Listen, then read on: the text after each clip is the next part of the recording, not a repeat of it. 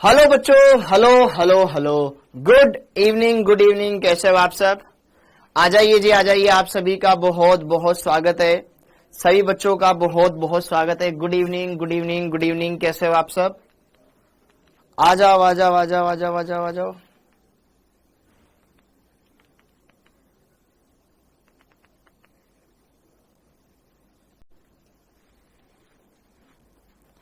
Good evening, comments लगा देना। Good evening जी, good evening. आप सभी का बहुत बहुत स्वागत है। ओके, हाँ जी, गुड इवनिंग।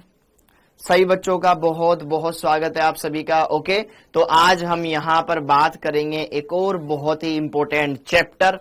ठीक है, एक और बहुत ही इंपॉर्टेंट लेक्चर जिसका नाम है बेटा, चैप्टर तो अपना चल रहा है वैद्युत रसायन। आज हम देखेंगे इसका लेक्चर नंबर 9। ठीक है, हाँ जी, गुड इवनिंग।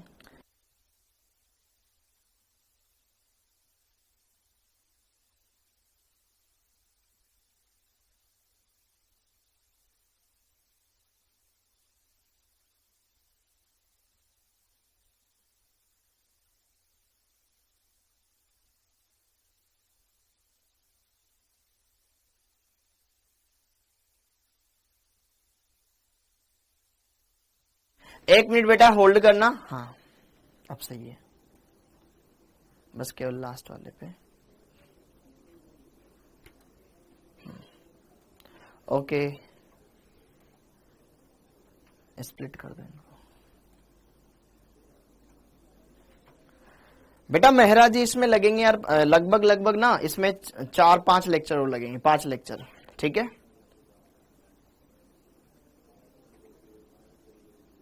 बस थोड़ा इधर कर दो। ठीक है, ओके। आ जाइए। आप सभी का बेटा बहुत बहुत स्वागत है। ठीक है, हाँ जी, आप सभी का बेटा बहुत बहुत स्वागत है। कोई बात नहीं बेटा, कोई बात। इसके बाद शिबू यादव अपन फिर पढ़ेंगे फिजिकल केमिस्ट्री का अगला चैप्टर था, रासायनिक बलगति की।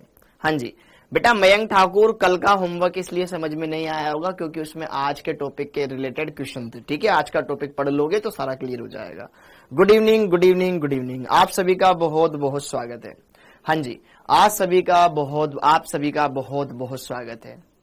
गुड इवनिंग बेटा, गुड इवनिंग। मनमोहन सिंह बेटा, हेलो।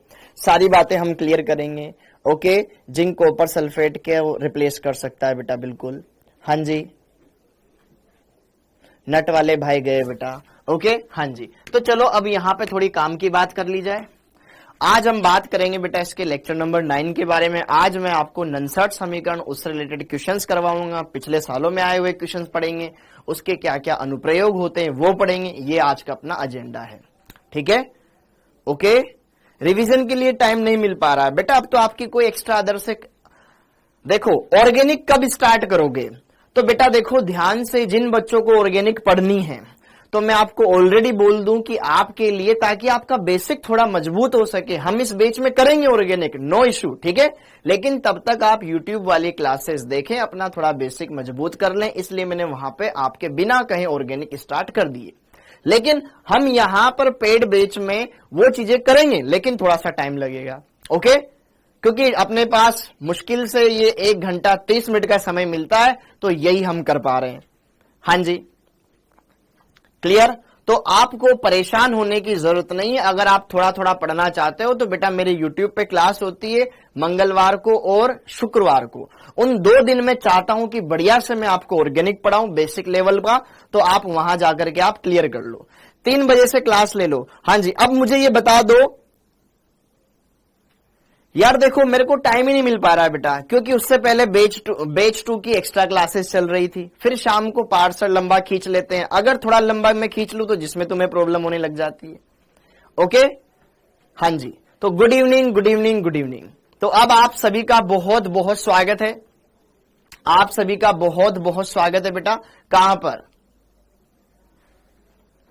डाउटनट नीट पर। ओके, तो अब थोड़ा सा आगे बढ़ते हैं। अब आगे बढ़ते हैं। हाँ जी, अब थोड़ा सा आगे बढ़ते हैं, चीजों को सही दिशा में आगे बढ़ाते हैं। तो यार जरा देखो ध्यान से, पिछले लेक्चर में हमने क्या पढ़ लिया था, एक बार उन पर बात करते हैं, फिर आगे की चीजें समझते हैं। तो आज अपना टॉपिक है बेटा निम्नलिखित समीकरण, या वैसे तो इसको बोलते हैं नरनस्ट समीकरण, नरनस्ट इक्वेशन। आज हम इसी को पढ़ेंगे कि नरनस्ट इक्वेशन क्या होती है, नरनस्ट समीकरण क्या होती है और इसके क्या अनुप्रयोग होते हैं। इस टॉपिक से हर बार क्वेश्चन आया है और ये बहुत ही आसान है, सिंपल कैलकुलेशन है इसमें। यह बेटा बहुत ही आसान है, सिंपल कैलकुलेशन है, अच्छे से आपको समझने में आएगी, सारी बातें क्लियर होगी, एकदम मक्खन मक्खन मक्खन। ठीक है, तो आपको बढ़िया से यहां पे समझना है। जैसे कि आज क्वेश्चन स्टार्ट करें उससे पहले कुछ बातें मैं आपको बता देना चाहता हूं। ठीक है, हाँ, तो यहां पर आज का लेक्चर हम स्टार्ट करें उससे पहले कुछ एक बार बेसिक रिवीजन में करवा देता हूं। हाँ जी, तो यार अगर हम बात करें रिवीजन के बारे में, तो पिछले लेक्चर में हमने क्या देखा था, पिछले लेक्चर में मैंने आपको कहां से पढ़ाया था, पिछले लेक्चर में मैंने आपको यह बता दिया था विद्युत रासायनिक श्रेणी। विद्युत रासायनिक श्रेणी क्या होती है उसकी ट्रिक बता दी थी। ऊपर आने वाली धातु नीचे आने वाली धातु को रिप्लेस कर सकती है। ठीक है, वो मैंने आपको बता दिया था, डन है मामला। ओके, लेकिन अधातुओं में उल्टा होता था, नीचे वाला हेलोजन ऊपर वाले हेलोजन को रिप्लेस कर सकता है। ठीक है, ओके, F2 सबसे ज्यादा क्रियाशील, फिर Br2, F2, Cl2, Br2 और I2 सबसे कम क्रियाशील, वो आपको क्लियर करवा दिया था। ऑक्सीकारक क्षमता, अपचायक क्षमता, उसका कॉन्सेप्ट मैंने समझा दिया था। ठीक है, विद्युत रासायनिक श्रेणी हमारी समझ में आ गई थी। फिर उसके बाद मैंने आपको गिब्स मुक्त ऊर्जा समझाया। गिब्स मुक्त ऊर्जा डेल्टा जी, डेल्टा जी का सिंपल सा सूत्र होता है -NFE सेल, और यही अगर हम मानक अवस्था में ले लें तो डेल्टा जी नोट बराबर हो जाएगा -NFE नोट सेल, मानक सेल विभव। जहां पर n क्या होता था, किसी संतुलित रासायनिक अभिक्रिया में कितने इलेक्ट्रॉन त्यागे गए या ग्रहण किए गए उनकी संख्या। F आपका आवेश होता है, ये 1 मोल इलेक्ट्रॉन आवेश। ठीक है, ई सेल मानक, ये सेल विभव, ये मानक सेल विभव। इतनी बातें हमने देख ली थी।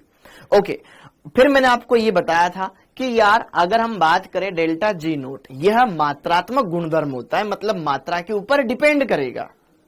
ओके, यह मात्रात्मक गुणधर्म होता है, डिपेंड करेगा। जैसे कि मैंने आपको कल भी बताया था कि जैसे कि मान लो कोई अभिक्रिया है, जिंक से जिंक 2+ बन रहा है, 2 इलेक्ट्रॉन हैं, और अगर मान लो इस अभिक्रिया का डेल्टा जी नोट 1 है, अगर इस समीकरण को मैं 2 से गुणा कर दे रहा हूं बेटा, अगर इस समीकरण को मैं किससे गुणा कर दूं, 2 से गुणा कर दूं, तो जरा देखो ध्यान से, तो यहां पर जरा देखो ध्यान से, इस अभिक्रिया में पहले 2 ही इलेक्ट्रॉन थे, अगर मैं 2 से गुणा कर दूंगा तो 4 इलेक्ट्रॉन हो जाएंगे। तो यहां पे जरा देखो ध्यान से, n का मान क्या हो जाएगा, चेंज हो जाएगा, n का मान चेंज हो जाएगा, तो अर्थात डेल्टा जी मात्रा के ऊपर डिपेंड करता है। ठीक है, किसी संतुलित रासायनिक अभिक्रिया में n का मान क्या है वो मैटर करता है। जबकि ई नोट सेल, यहां पर ये जो क्या है, ये मात्रा स्वतंत्र गुणधर्म होता है, ये मात्रा के ऊपर डिपेंड नहीं करता। आप अभिक्रिया में जोड़ो, गुणा करो, भाग लगाओ, घटाओ, कुछ भी करो, कोई फर्क नहीं पड़ेगा, इसमें चेंज होएगा। तो अगर हमें कोई क्वेश्चन ऐसा दे रखा है, जैसे कि मैंने आपको 2 क्वेश्चन ऐसे करवाए थे कि यार अलग अलग अभिक्रियाएं दे रखी थी, उन अलग अलग अभिक्रियाओं के मैंने आपको ई नोट दे रखे थे, तो आपको फिर किसी तीसरी अभिक्रिया का ई नोट पूछा गया था, हाँ या ना। 2 अभिक्रियाएं दे रखी थी, तीसरी अभिक्रिया का ई नोट पूछा गया था, तो आपने तीनों अभिक्रियाएं लिखी, पहले वाली लिखी, दूसरी वाली लिखी, तीसरी वाली लिखी। अब यार इन दोनों से मिलाकर के तीसरी वाली कैसे बनाई जा सकती है, तो वो हमने देखा कि यार दोनों को जोड़ लो, क्या पता कभी ऐसी मिलेगी, दोनों को घटा लो। ठीक है, ओके, ताकि आप ये अगली वाली अभिक्रिया बना सको। तो अगर इस अभिक्रिया का डेल्टा जी नोट 1 है, अगली वाली का डेल्टा जी नोट 2 है, अगली वाली का डेल्टा जी नोट 3 है, गिब्स मुक्त ऊर्जा परिवर्तन, मानक गिब्स मुक्त ऊर्जा परिवर्तन, और जोड़ रहे हो तो डेल्टा जी नोट 3 बराबर क्या हो जाएगा, del G1 plus del G2, दोनों के ऊपर नोट हो जाएगा। माइनस करके ये वाली बना रहे हो तो बीच में माइनस आ जाएगा। तो ये चीजें हमने देखी थी पिछले लेक्चर में। तो एक सिंपल सा गणित है, एक सिंपल सी कैलकुलेशन है जो हमने यहां पर लगाई है और कुछ नहीं किया है। अब देखो ध्यान से, एफ इस वाले में भी आएगा minus N F E naught 3 minus N F E naught 1 minus N F E naught 2। N का मान हर एक अभिक्रिया में अलग अलग हो सकता है, एफ एफ एफ सब में सेम रहेगा तो कट कटा जाएगा, तो उसके लिए टेंशन नहीं लेना है। ओके, तो आप इस समीकरण में मान रखते थे और आंसर प्राप्त कर लेते थे। इतनी बातें हमने प्रीवियस लेक्चर में देखी थी। अब उसके आगे की चीजें अपन समझते हैं। तो जैसे अगर हम आगे बढ़े तो यहां पर नीट 2023 में एक ताजा क्वेश्चन आया था बेटा इसी साल, ठीक है, और ये क्वेश्चन था यहां पर कथन और कारण वाला क्वेश्चन। आप सबने पढ़ा भी होगा ये क्वेश्चन कि कथन दे रखा है, कारण दे रखा है। तो जरा देखो ध्यान से, डेल्टा जी बराबर minus N F E cell में डेल्टा जी का मान क्या एन पर निर्भर करता है? हाँ, अभी अभी हमने देखा था कि डेल्टा जी यार इस एन के ऊपर डिपेंड करता है, अभिक्रिया के ऊपर डिपेंड करता है। एन क्या था? किसी भी रासायनिक अभिक्रिया में त्यागे गए या ग्रहण किए गए इलेक्ट्रॉनों की संख्या। अगर ये बढ़ता जाएगा तो इनका मान बदलता जाएगा, क्योंकि ये मात्रात्मक गुणधर्म है, तो पहला स्टेटमेंट सत्य हो गया। अच्छा, तो ई सेल मात्रा स्वतंत्र है, ये तो डिपेंड ही नहीं करता, जबकि डेल्टा जी आर एक मात्रा आश्रित, मतलब मात्रा के ऊपर डिपेंड करने वाला गुणधर्म है। यस, तभी तो वो हुआ, मतलब कथन भी सत्य है, कारण भी सत्य है और सही व्याख्या भी करता है। ऑप्शन नंबर 2 क्लियर हो गया था। क्या ये हमने कर लिया? देखो, सब कुछ आपके क्वेश्चन ऐसा, एक भी क्वेश्चन ऐसा नहीं होगा जो बेटा जो बाहर आएगा, सब कुछ आपके पढ़े लिखे नोट्स में से ही आएगा। बस इंपॉर्टेंट ये है कि उन 3 घंटे में हमने कितना सही दिमाग में याद ला पाए हम। वो 3 घंटे आप सब सब्जेक्ट पढ़ते हो, लेकिन 3 घंटे में आपको कितना याद आया वो इंपॉर्टेंट है। डन है मामला? ओके, जब भी कोई क्लास देखने आओ तो पहले पिछला रिवाइज जरूर करके आओ बेटा। जब भी आपको अच्छा लगे या न लगे, लेकिन पिछला जरूर पढ़ के आओ। मैं आपसे आगे का पढ़ने के लिए नहीं बोल रहा हूं, लेकिन हाँ, हम डेली का डेली पढ़ करके रिवाइज करके जरूर आए, ताकि आपके अंदर एक मोटिवेशन रहेगा, एक तरह का पॉजिटिव एनवायरमेंट रहेगा। ऐसे उठ के आ गए, थोड़ी देर तो समझने में लगेगा कि क्या पढ़ा रहे हैं सर। ठीक है, ओके, हाँ जी। अब जैसे कि देखो ध्यान से, ये नीट यूजी 2020 में क्वेश्चन आया। क्वेश्चन क्या था कि गलित कैल्शियम क्लोराइड से 20 ग्राम कैल्शियम प्राप्त करने के लिए आवश्यक फेराडे की संख्या होगी। एक क्वेश्चन मैंने आपको कल कराया था, 2 क्वेश्चन वाला, जिसमें से एक आपको होमवर्क दिया था। अब ये वाला क्वेश्चन यहां पर आपको करना है, तो बताएंगे जरा आप इसके अंदर कितने फेराडे मिलेंगे बेटा?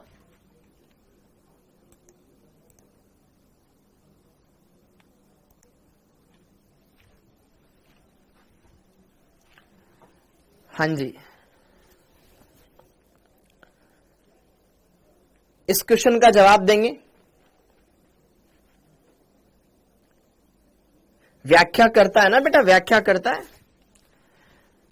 अब इस क्वेश्चन में देखो कि आपको CaCl2 दे रखा है। सर मेरे को क्वेश्चन में समझ नहीं आता क्या दिया जा रहा है। देख, इस क्वेश्चन में तेरे को बोला गया है कैल्शियम क्लोराइड तेरे पास लवण है, मतलब विलियन में है। अब विलियन है मतलब ये गलित अवस्था में, गलित अवस्था में मतलब एक्वस अवस्था में है, ऐसे अपन ने मान लिया। तो ये क्या जल में टूट रहा होगा? टूट रहा होगा। इसमें क्या है? कैल्शियम +2 आयन है। तो कैल्शियम +2 आयन क्या दे रहे हैं? कैल्शियम दे रहे हैं। क्या दे रहे हैं? कैल्शियम दे रहे हैं। हाँ या ना? यस, यही बोल रहा है कि यार इससे कैल्शियम प्राप्त करना है। यस और नो? प्राप्त करना है। तो जरा देख ध्यान से, ये इसके पास 2 इलेक्ट्रॉन, इस पर 2 धनावेश है, मतलब इसने 2 इलेक्ट्रॉन ग्रहण किए। ओके, तो ये बनाया, ये एक अभिक्रिया बन गई। तो अब जरा देख ध्यान से, इस अभिक्रिया के अंदर देख, इसका गुणांक कितना? 1, इसका गुणांक कितना? 2, इसका गुणांक कितना? 1। तो यह एक रासायनिक अभिक्रिया बन गई। इस रासायनिक अभिक्रिया में देख तेरे को क्या दिखाई दे रहा है? अगर मैं इसका 1 मोल लूंगा तो इसके 2 मोल लेने पड़ेंगे और तब जाकर के ये 1 मोल प्राप्त होगा। अभिक्रिया में आप ये देखो कि अगर इसका 1 मोल लूंगा तो इसके 2 मोल लेने पड़ेंगे, तब जाकर के इसका 1 मोल बनेगा। हाँ या ना? इसके 1 मोल लेंगे तो इसके 2 मोल लगेंगे, तब जाकर के इसका 1 मोल लगेगा। हाँ या ना बोलो? ये मोल कॉन्सेप्ट का क्वेश्चन है। ठीक है, हाँ जी। तो हमने वो देख लिया कि यार इसके अब देखो यहां पे इसकी मात्रा कितनी दे रखी है, यहां पे इसकी मात्रा दे रखी है 20 ग्राम। भाई हमें कैल्शियम कितना मिला, कैल्शियम मिला 20 ग्राम। तो क्यों ना मोल निकाल लो कैल्शियम के, तो मोल ऑफ कैल्शियम, कैल्शियम के मोल कैसे निकालेंगे बेटा, ग्राम में भार बटे अणुभार, ग्राम में भार 20, अणुभार देखो कैल्शियम का कितना दे रखा है 40, तो यहां पे कितने मोल आए, 1/2 मोल आए। हाँ जी, तो 1 मोल कैल्शियम प्राप्त करने के लिए 2 मोल इलेक्ट्रॉन चाहिए, अर्थात 2 फेरेड आवेश चाहिए। देखो ध्यान से, चूंकि 1 मोल कैल्शियम के लिए आवश्यक आवेश ये 2 मोल इलेक्ट्रॉन, तो 2 फेरेड आवेश, कितना 2 फेरेड आवेश, इसलिए 1/2 मोल के लिए आवेश कितना हो जाएगा, इसको 1/2 से गुणा कर दो सर,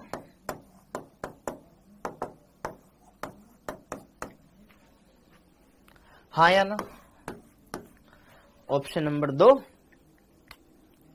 हाँ या ना जी, क्लियर है बेटा। सर मैं इतना पढ़ूंगा तो पागल हो जाऊंगा, भाई मैं तो पढ़ाई 1.5 घंटे रहा हूं भाई, मुझे तुम पढ़ाने का टाइम ही कहां दे रहे हो, ठीक है, ओके।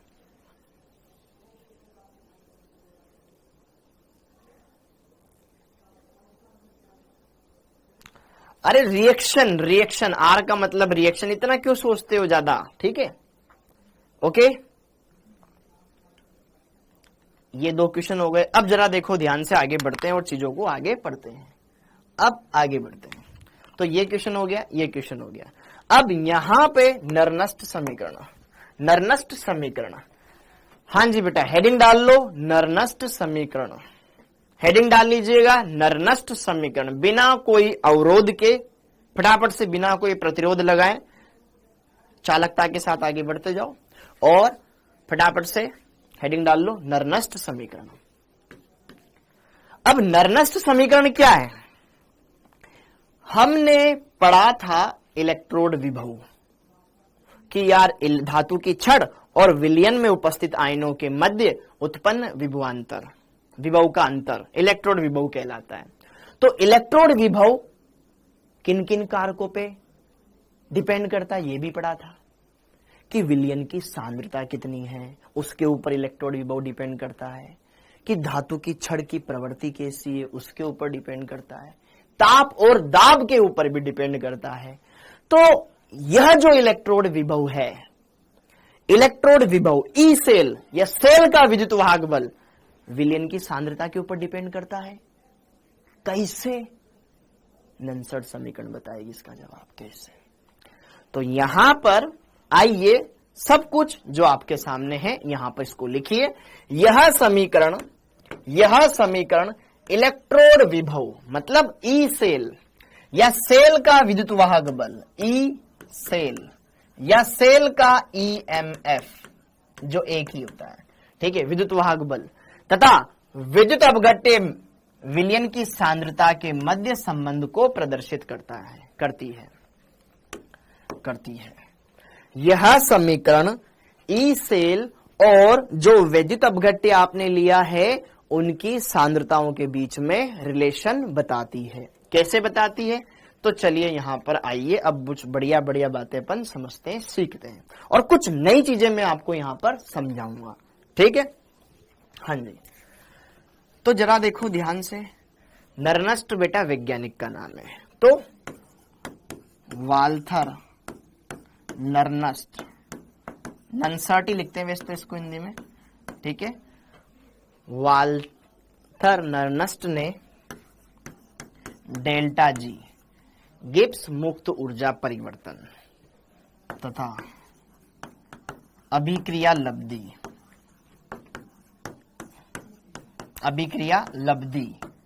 क्यू क्या होता है सब बताऊंगा, के मध्य एक संबंध स्थापित किया, हाँ जी। जो कि आपको समझना है, उस पर जाना नहीं है कि कैसे स्थापित किया। ठीक है, अपन को यहां पे नन्नस समीकरण पढ़नी है बेटा। तो डेल्टा जी गिब्स मुक्त ऊर्जा परिवर्तन, अभिक्रिया लब्धि क्यू, साम्यावस्था वाला चैप्टर। उस साम्यावस्था वाले चैप्टर में हम पढ़ते हैं साम्य स्थिरांक, जो कि साम्य पर ज्ञात किया जाता है, उत्पाद की सांद्रता बटे क्रियाकारक की सांद्रता। ठीक है, लेकिन अगर साम्य के अलावा किसी समय पर आपको उस दी गई अभिक्रिया के लिए कोई स्थिरांक की गणना करनी हो, जैसे कि उसको बोलते हैं, पर साम्य स्थिरांक पर तो हम बोलते हैं साम्य स्थिरांक, लेकिन किसी और समय पर जब साम्य न हो तो उत्पाद बटे क्रियाकारक की सांद्रताओं का अनुपात अभिक्रिया लब्धि कहलाता है, जो कि कुछ नहीं है, अभी मैं सिंपल से बता दूंगा आपको। स्थापित किया तो इन्होंने क्या संबंध स्थापित किया कि भाई डेल्टा जी बराबर होता है डेल्टा जी नोट, लिखने में कोई कंजूसी न करेंगे, फटाफट से लिखते रहेंगे, आर टी एल क्यू। हाँ जी, फटाफट से लिख लो बेटा, डेल्टा जी बराबर delta G note plus R T L Q. सब बताऊंगा, सब सवालों के जवाब मिलेंगे, बस आप लिखते जाएं। ओके, हाँ जी, जहां डेल्टा जी बराबर क्या होता है, क्योंकि हमें संबंध किस में देखना है, ई सेल में, तो मैं डेल्टा जी और ई में कोई रिश्ता जानता हूं क्या? हाँ, डेल्टा जी बराबर होता है minus N F E cell. Yes और नो? क्योंकि मैं चाहता हूं ना यार ई सेल दिखे यहां पर और कुछ सांद्रता वांद्रता दिखे, वो बनाना है हमें। ये हो गया। एवं जी नोट बराबर हम जानते हैं, डेल जी नोट बराबर हम जानते हैं minus N F E naught cell. Yes और नो? इस समीकरण में रख देंगे, यहां पे डेल्टा जी का मान, यहां डेल्टा जी नोट का मान, ये दोनों हम जानते हैं। यस और नो? तो पुट करते हैं, देखो ध्यान से। हाँ जी, तो minus N F E cell बराबर minus N F E naught cell plus R T L N Q. सारी चीजें मैं बताऊंगा अच्छे से। अब जरा देखो ध्यान से रसगुल्लो, minus N F E cell. अच्छा, आपने थोड़ी बहुत तो गणित पढ़ी होगी, कॉमन लेना आपको आता है? कॉमन लेना देखो, एनएफ यहां भी दिख रहा है, एनएफ यहां भी दिख रहा है, एनएफ यहां भी दिख रहा है, एनएफ यहां भी दिख रहा है। मैं एनएफ से एनएफ उड़ाना चाहता हूं, काटना चाहता हूं, लेकिन इसमें तो एनएफ है ही नहीं, क्योंकि कॉमन लेना है ना मुझे। या तो दोनों में एनएफ होता, कॉमन लेने का मतलब भाग देना भी होता है। तो अगर बेटा जरा देखो ध्यान से, बहुत ही नाजुक वाली बात है, सुनना मेरी बात। मैंने माइनस एन एफ कॉमन लिया, कॉमन ले लिया मैंने, माइनस एन एफ कॉमन लिया चिन्ह के साथ। तो जरा देखो ध्यान से, कॉमन लेने का मतलब भाग देना होता है दोनों पदों में। इस पद में भी भाग दूंगा, इस पद में भी भाग दूंगा। किसका? जो कॉमन लिया है आपने उसका, दोनों में। मैंने कॉमन क्या लिया? Minus N F. यहां क्या लिखा हुआ था? Minus N F E naught cell बटे में यही आ गया, माइनस एन एफ का भाग लगा दिया। ठीक है, तो ये माइनस एन एफ से माइनस एन एफ तो छम छम, बिल्कुल बेसिक सी, हर बार नहीं बताएंगे इसे, है ना? Okay, plus R T L N Q, यहां पर भी माइनस एन एफ का भाग लग गया। क्लियर है? तो ये तो कट गया, और ये देखो माइनस एन एफ से ये माइनस एन एफ छम छम कट गया। तो सिंपल क्या बच गया यहां पर? ई सेल बच गया। ई सेल बराबर ये कट गया, ये बाहर का कट गया, सिंपल क्या बच गया? ई नोट सेल बच गया। ये संख्या, ये वाला पद पूरा का पूरा माइनस का आ गया, तो प्लस गुना माइनस माइनस आ जाएगा। R T upon N F L N Q, ये हमारे पास एक समीकरण बन गई। ई सेल बराबर E naught cell minus R T N F L N Q, जो कि ननसर्ट समीकरण है।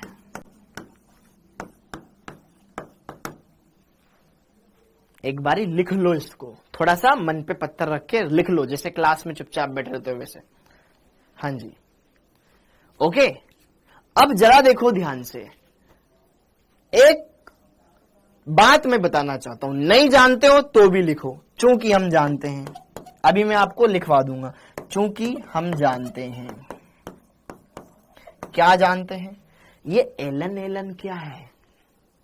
देखो, एलन एक्स, किसी भी एक्स संख्या का एलन निकालना। एलन मतलब होता है बेटा लोग बेस ई। लोग बेस ई लिखो या एलन लिखो, बात एक ही, दोनों बराबर चीजें होती है। और अगर लोग का बेस ई से बदल करके 10 करना है, अगर आप चाहते हो कि मैं यहां पर लोग 10 करना चाहता हूं, इसका आधार चेंज करना चाहता हूं, बेटा लोग ये नीचे होता है आधार, ठीक है, बेस, और यहां पे कोई संख्या। तो अगर मैं इसका आधार ई से बदल करके 10 करना चाहता हूं, तो लोग बेस ई को अगर लोग बेस 10 में कन्वर्ट करना है तो यहां पर 2.303 से गुणा करना पड़ता है। ओके, ठीक है। और लोग 10x को आप 2.303 सिंपल लोग x भी लिख सकते हो। तो कहने का बात यह है कि यार ये आपको ध्यान में रखना है, ये फॉर्मूले हैं, लोग के कुछ प्रॉपर्टीज है।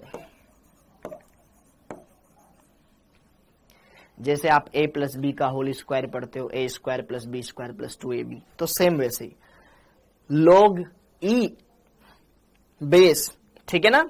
ओके, लोग बेस e x को आप ln x लिख सकते हो। तो लोग e लिखो या ln लिखो, बात एक ही है। लेकिन अगर ln को आपको लोग बेस 10 में कन्वर्ट करना है तो 2.303 से गुणा करना पड़ता है लोग बेस 10 को। तो मतलब ln x और लोग बेस 10x को में आपस में क्या रिश्ता है कि ln x लोग बेस 10 इसका इतना गुना होता है 2.303। तो अगर मैं यहां पे ln x को log x में कन्वर्ट करना चाहता हूं तो इससे गुणा करूंगा, तो log बेस 10 लिखो या log लिखो, बात एक ही है, ठीक है। ये बस सूत्र है और कुछ नहीं है। तो यहां पर ये तो हुआ, इसको दे दिया मैंने समीकरण नंबर 1, ठीक है। तो यहां पर तो ई सेल बराबर हो जाएगा E naught cell minus RT upon NF, ये तो है ही सही जो है जो। ln x को अगर मैं किस में कन्वर्ट करना चाहता हूं, log x में कन्वर्ट करना चाहता हूं, तो भाई ये जो ln x है यह इतने log x के बराबर होता है। ओके, तो यहां पर माइनस 2.303 वो संख्या आगे निकाल ली, ये RT बटे में आ गया NF, और यहां पर हो गया log x। log x की जगह क्या है यहां पर q, ये हो गया। तो ये आ गई हमारे पास एक और इक्वेशन, एक और इक्वेशन,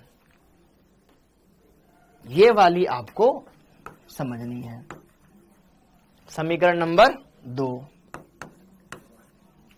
यह भी निर्णय समीकरण है। अब आपके मन में बहुत सारे सवाल उमड़ रहे होंगे, भाई ई सेल और ई नोट सेल तो आप जानते हैं, जहां फिर भी लिख देता हूं मैं, ई सेल, सेल विभव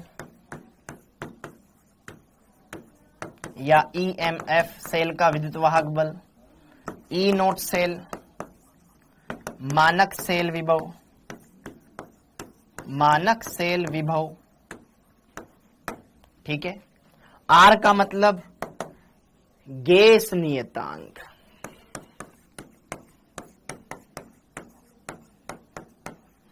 गैस नियतांक, ओके, गैस नियतांक R। अच्छा, R का कौन सा मान हमें यहां पे रखने की जरूरत है? देखो ध्यान से, अभी हम जो सांद्रता लेते हैं मोलरता के पद में लेते हैं, मोल पर लीटर के पदों में लिखते हैं। सुनना, R का कौन सा मान आपको यहां पे रखना चाहिए? 3 मान होते हैं R के, एक तो मोल के पदों में, जूल केल्विन मोल के पदों में, है ना, जूल के पदों में, ऊर्जा अपन जूल में ले लेते हैं, ठीक है। तो यहां पर आपको जूल वाला मान रखना है, कैलोरी वाला दिया जाए तो कैलोरी वाला मान रखना है, लीटर एटीएम वाला यहां पे इस्तेमाल नहीं होता है तो उसकी जरूरत नहीं पड़ेगी बेटा। तो गैस नियतांक R का मान होता है आपके पास 8.314 joule kelvin inverse mole inverse, ये वाला मान आपको रखना है, ठीक है। ओके, टी क्या है? ताप। ताप किस में आएगा? केल्विन में आएगा। क्यू क्या है? अभिक्रिया लब्धि है। अब इसका मैं फॉर्मूला बताऊंगा आपको। अभिक्रिया लब्धि है। फिर अभी क्वेश्चंस लगाएंगे। सिंपल होते हैं सारे क्वेश्चन, सब सिंपल होते हैं। एक बार आप ये लिख लो जरूर। ओके, तो अगर ln को log में कन्वर्ट करना है तो 2.303 से मल्टीप्लाई कर दो log को, तो वो उसमें आ जाएगा। ठीक है, तो ln और log x में ये संबंध होता है। तो अगर आप ln x को log x में बदलना चाहते हो तो भैया log x का 2.303 गुना होता है ln x। डन है मामला? ये नोट कर लो बेटा। ओके, अब मैं आपको कोई रासायनिक समीकरण लेकर के बताता हूं कि यार ये Q का मान कैसे निकालेंगे। सिंपल है बेटा, बहुत सिंपल है। इसमें बस आपको कैलकुलेशन पे ध्यान रखना है और कुछ नहीं है। गणित में क्या दिक्कत देती है? कैलकुलेशन। तो बस यहां पे कैलकुलेशन का ही ध्यान रखना है। देखो जी, देखो, इतनी बात क्लियर हो गई? डन है मामला? ओके,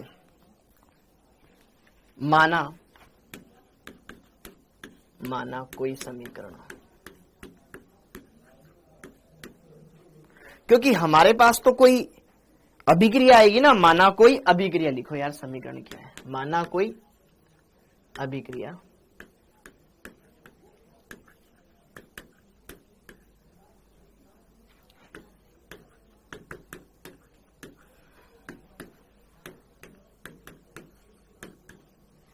ये है।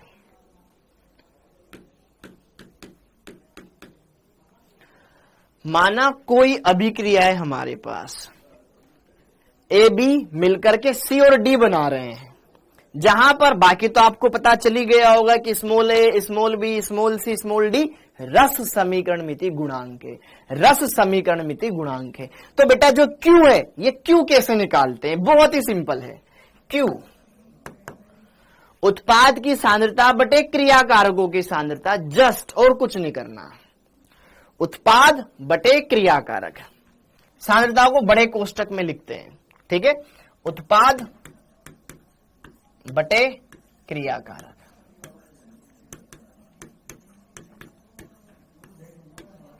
हाँ जी, तो ये मान लेते हैं सारे के सारे अपने एक्वस स्टेट में हैं। ठीक है, हाँ जी, तो जरा देखो ध्यान से। अगर मैं बात करूं यहां पर Q का मान निकालना है मुझे, तो उत्पाद के रूप में C और D मिल रहा है, तो C की सांद्रता गुणा D की सांद्रता, C की सांद्रता गुणा D की सांद्रता, बटे में क्रियाकारक A की सांद्रता गुणा B की सांद्रता। लेकिन लेकिन लेकिन लेकिन अभिक्रिया जो आपने संतुलित करी है उसमें जो रस समीकरण मिति गुणांक है ये इनकी पावर में चले जाएंगे। जैसे कि C की सांद्रता की पावर इसका रस समीकरण मिति गुणांक, D की सांद्रता की पावर उसका रस समीकरण मिति गुणांक, A की सांद्रता की पावर उसका रस समीकरण मिति गुणांक, B की सांद्रता की पावर उसका रस समीकरण मिति गुणांक। तो यहां पर इस तरीके से हम क्या निकालते हैं? अभिक्रिया लब्धि का मान निकालते हैं। समझ में आया? तो ई सेल बराबर हमारे पास क्या हो जाएगा?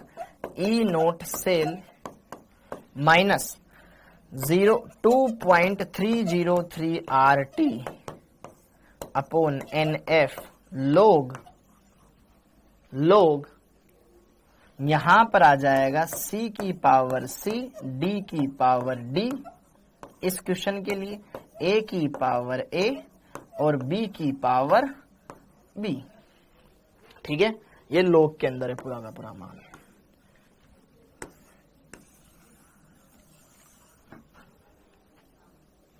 हाँ जी, बहुत ही सरल है बेटा। पहले जो पहली बार पढ़ रहा है थोड़ा सा दिल में दुख रहा होगा, यार क्या पढ़ा रहे हैं, अच्छा भला टॉपिक चल रहा था, थोड़ा समझ में आ रहा था, पता नहीं क्या आ गया। बहुत सिंपल है, यकीन मानो बहुत सिंपल है। हाँ जी, अब जरा देखो ध्यान से, यहां पर ये बड़ा कोष्टक में क्या है? सांद्रताएं लिखी हुई है, सांद्रताएं। ठीक है, कोष्टक में जैसे कि यहां पर ये उत्पाद क्रियाकारक, ये सब सांद्रताएं बेटा, सांद्रताएं, उत्पाद की सांद्रता बटे क्रियाकारक की सांद्रता। अगर चाहो तो आप इसको एक्सटेंड कर लो ऊपर, उत्पाद की सांद्रता अगर समझना है तो उत्पाद की सांद्रता बटे क्रियाकारक की सांद्रता, ते क्रियाकारक की सांद्रता।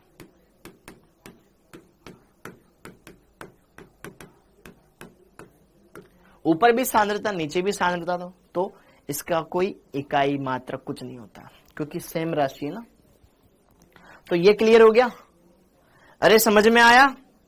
क्लियर है? अब आगे बढ़ते हैं, अब आगे बढ़ते हैं। यहां पर कुछ क्वेश्चंस वगैरह हैं, कुछ क्वेश्चंस वगैरह हैं। पहली बात तो इसको बड़ा कर लेता हूं मैं, हाँ जी। और ना उससे पहले एक पेज ऐड कर देते हैं यहां पर। यहां तक कोई मामला दिक्कत वाली बात नहीं है, इतनी बात हो गई बेटा। अब जरा देखो ध्यान से, यह हमारे पास एक समीकरण आई सिंपल सा कि यार ई सेल बराबर होता है E naught cell minus 2.303 RT upon NF। अच्छा, NF के बारे में, N यहां पे N के बारे में भी लिख लो अगर चाहो तो आप। भाई किसी को ना पता हो N क्या है सर, N वही है, मोल नहीं है N। N क्या है? त्यागे गए या ग्रहण किए गए इलेक्ट्रॉनों की संख्या, त्यागे या ग्रहण किए गए इलेक्ट्रॉन्स। और F फेराडे है ही सही। ओके, इतनी बात क्लियर हो गई?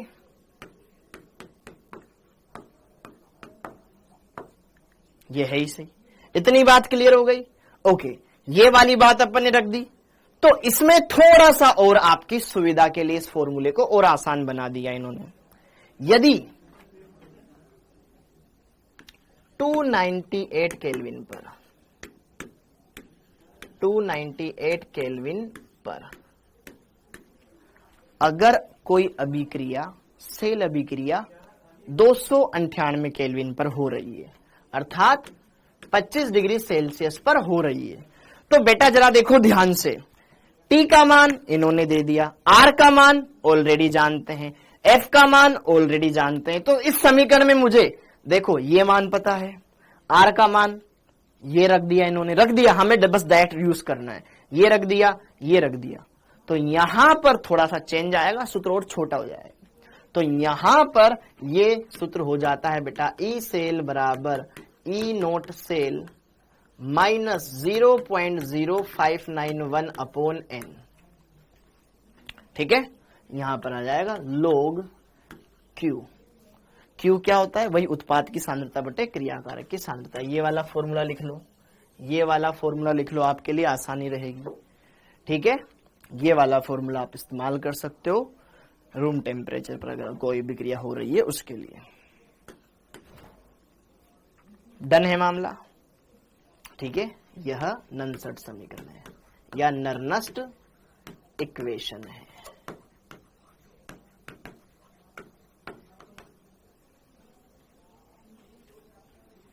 बोलो ठीक है? अरे क्लियर है मामला? ये जो कि नर्नस्ट समीकरण है। अब जरा देखो ध्यान से, नर्नस्ट समीकरण है, ठीक। अब थोड़े से आपकी चीजों को और आसान बनाते हैं। हाँ जी, F कहां गया बेटा? F का मान रख दिया। ये F का मान कितना होता है? 96,500। F का मान अपन ने रख दिया, F का मान रख दिया। F नहीं आएगा, F नहीं आएगा, चला गया ना वो, तो N पता नहीं ना हर एक अभिक्रिया में। अब जरा देखो ध्यान से, यहां पर ये क्लियर हो गया। तो अब जैसे कि सपोज करो ये क्वेश्चन है, जैसे कि सपोज कीजिए बैकलॉग क्लास कब आ रही है? क्यों? रेगुलर क्लास में पढ़ा नहीं जाता क्या? महीने के लास्ट टाइम पर आती है ना, महीने के लास्ट टाइम पर आती है ना। बार बार स्पैमिंग क्यों कर रहा है अब्दुल्ला? बार बार स्पैमिंग किया जा रहा है। हाँ जी, अब जरा देखो ध्यान से, क्वेश्चन को समझना बेटा। बिलाल वही है बेटा, देखो calculate the EMF, calculate the EMF मतलब ई सेल ज्ञात करो of a Daniell cell when the concentration of ZnSO4 and CSO4 are 0.001 molar and 0.1 molar respectively. The standard EMF of cell is 1.1 volt. सुनो सुनो सुनो सुनो सुनो सुनो सुनो सुनो सुनो सुनो सुनो सुनो फॉर्मूला याद कर लो बिल्कुल बेटा। जो ड्रॉपर बच्चे उनको फॉर्मूला याद कर लेना चाहिए, और जो डेरिवेशन तो मैंने लिखवाया है, हाँ थोड़ा सा तो डेरिवेशन था बेटा। देखो अब यहां पे इस क्वेश्चन को हम करते हैं। आपको एक डेनियल सेल दे रखा है, वही ZnSO4 वाला और वही कॉपर सल्फेट वाला, हाँ या ना। तो जरा देखो ध्यान से, होता क्या था उस अभिक्रिया में, वही अभिक्रिया यहाँ पे, कुछ नहीं है, वही सेल अभिक्रिया है कि यार यहाँ पे क्या दे रखा था, जिंक दे रखा था ठोस अवस्था में, इसने कॉपर सल्फेट जो कि एक्वस मीडियम में था उसके साथ क्रिया करी, तो यहां से जिंक ने खुद का अपना सोल्यूशन बना लिया जिंक सल्फेट का, और कॉपर को लात मार के अलग निकाल दिया। यस और नो, यह एक संतुलित अभिक्रिया है। जिंक 0 से +2 में चला गया, कॉपर +2 से 0 में चला गया, तो n का मान कितना हुआ 2। n का मान कितना हुआ 2। त्यागे गए या ग्रहण किए गए इलेक्ट्रॉनों की संख्या। ओके, अब जरा देखो ध्यान से, कॉपर सल्फेट की सांद्रता कितनी दे रखी है 0.1 मोलर। ZnSO4 की सांद्रता कितनी दे रखी है 0.001 मोलर, हाँ या ना। ठोस की सांद्रता 1 होती है। किसी को नहीं पता हो तो ऊपर छत पे लिख लो बेटा, कॉपी की छत पे लिखना है, ऊपर नहीं लिखना छत पे, ठीक है। हाँ जी, यहां लिख लो, ठोस पदार्थ की सांद्रता इकाई होती है, मतलब उसकी सांद्रता में, देखो ठोस की सांद्रता में कोई परिवर्तन नहीं आता है, तो उसकी सांद्रता अपन 1 मान लेते, इकाई होती है। मतलब अगर कोई भी सॉलिड है उसकी कंसंट्रेशन को 1 लिया जाएगा, ठीक है। सांद्रता को बड़े कोष्टक में लिखते हैं बेटा, हाँ जी। तो देखो ध्यान से, ये ठोस, इसकी भी सांद्रता इकाई मान लेंगे, ये ठोस, इसकी भी सांद्रता इकाई मान लेंगे। तो उत्पाद में सिर्फ ये बचा जिसकी सांद्रता मुझे लेनी है, क्रियाकारक में ये बचा जिसकी सांद्रता मुझे लेनी है। Are you getting my point, yes और नो? डन है मामला एकदम? ओके, तो यहां पर हमें, अच्छा, द स्टैंडर्ड का मतलब मानक ईएमएफ, मानक सेल वो भी दे रखा है, हाँ जी। ओके, ई नोट सेल हमें दे रखा है, कितना दे रखा है 1.1 वोल्ट, ये भी दे रखा है। हमें क्या ज्ञात करना है, कैलकुलेट द ईएमएफ, हमें सेल विभव ज्ञात करना है।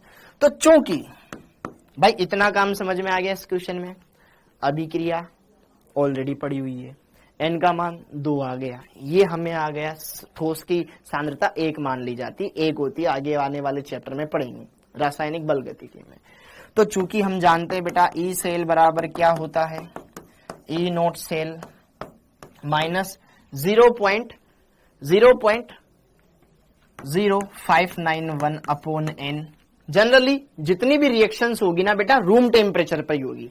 अगर कोई अभिक्रिया रूम टेम्परेचर के अलावा हो रही है तो क्वेश्चन में टेम्परेचर दिया जाएगा, आपको यही मानना है कि अभिक्रिया रूम टेम्परेचर पर हो रही है।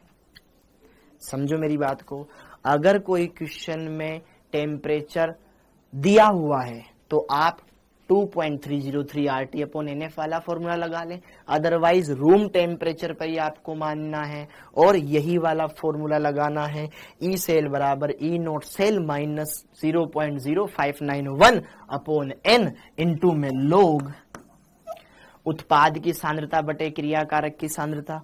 उत्पाद में कौन है, उत्पाद में है यहाँ पर ZnSO4। ZnSO4 को सिर्फ आप Zn+2 आयन भी लिख सकते हो, क्योंकि हमें तो उसी से मतलब है ना, जिंक +2 आयन आए थे, फिर कॉपर +2 आयन उधर चले गए थे। और यहाँ पर क्रियाकारक के रूप में कौन है, कॉपर सल्फेट, तो कॉपर सल्फेट की सांद्रता, बस हो गया काम खत्म। ओके, ई सेल, ई नोट सेल का मान 1.1 माइनस में 0.0591, n का मान कितना 2, n का मान कितना 2 लोग जिंक सल्फेट का सांद्रता कितनी दे रखी, 0.1।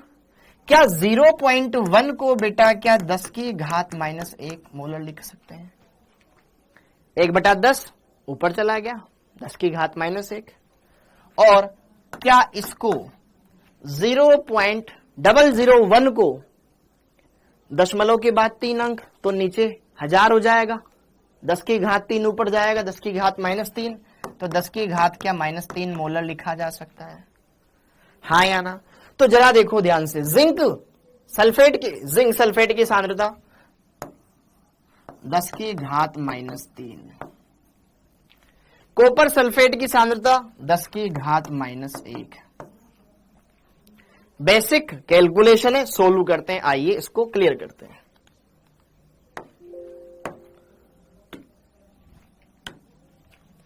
तो यहां तक यह बात हो चुकी है लल्ला, सबको समझ में आ रहा है। अब देखो 10 की घात -1, 10 की घात -3, तो 10 की घात -2 बच जाएगा, सिंपल सी बात है, हाँ या ना? 10 की घात -2 बच जाएगा। ओके, तो यहां पर हमने ये देख लिया कि भैया ई सेल बराबर आ गया 1.1 माइनस 0.50591 अपोन में 2 इंटू में लोग 10 की पावर -2, हाँ या ना? क्या ये आया? और आपने लोग के सूत्र पढ़े, क्या आप, चूंकि हम जानते हैं लोग m की पावर n का सूत्र, अगर लोग के अंदर कोई संख्या है और उसकी कोई घात है तो आप इसको ऐसे लिख सकते हो कि संख्या को आगे लेकर आ जाओ, n log m लिख सकते हो। नहीं पता हो तो साइड में लिख लो, नहीं पता हो तो साइड में लिख लो। तो यहां पर लोग 10 की पावर -2 है तो -2 आगे आ जाएगा, ई सेल बराबर 1.1 माइनस 0.0591 बाई 2, पावर में कितना है -2, फिर यहां पे लोग सिर्फ 10 बच गया, लोग 10 बच गया, हाँ या ना? तो जरा देखो ध्यान से, 2 से 2 छम छम, माइनस माइनस प्लस हो जाएगा। और जरा देखो ध्यान से, कुछ मान लिख लो, तुम्हारे काम आएंगे। लोग 1 का मान होता है बेटा कितना, 0। लोग 1 का मान होता है 0। लोग 2 का मान होता है बेटा 0.3010। लोग 3 का मान होता है 0.4771। ठीक है, लोग 4 का मान तो निकाल सकते हो, लेकिन फिर भी डायरेक्ट यूज कर सको तो लिख लेना, इसका डबल हो जाता है 0.6020। लोग 5 का मान होता है 0.699। ओके, और लोग 10 का मान होता है 1। ये साइड में लिख लो, और कुछ चीजें आती जाएगी तो साथ के साथ लिखवाता जाऊंगा। ठीक है, तो लोग 10 का मान कितना हो गया, 1 हो गया।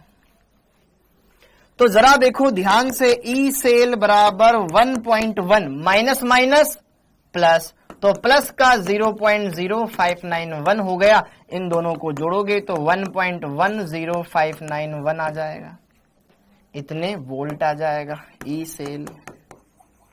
क्वेश्चन बड़ा नहीं है, बहुत ही मजा आता है ऐसे क्वेश्चन करने में बेटा, बस आप एक बार समझ लोगे तो कॉन्सेप्ट क्लियर हो जाएगा।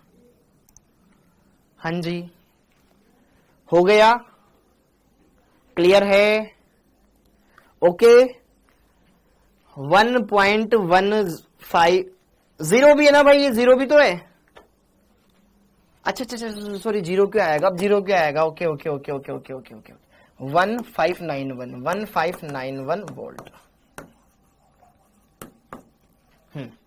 ठीक है, लोग के मान नहीं देते क्वेश्चन में, इसलिए तो बोल रहा हूं बेटा लिख ले यहां पे, लोग के मान नहीं देते। अरे एटॉमिक रेडियस थोड़ी नहीं है यार, ये लोग का मान कैसे निकालते हैं, तुम्हें कुछ नहीं करना, याद कर ले, या तो फिर गणित सीखो तुम उसके लिए। अरे यार, ये तुम्हें फिजिक्स में नहीं सिखाया क्या बेटा, 10 की घात -3, 10 की घात -1, तो 10 की घात -2 बचेगा, मात्रक कुछ वोल्टेज आ गया ना, मात्रक वोल्टेज, वोल्ट। ठीक है, अरे समझ में आया?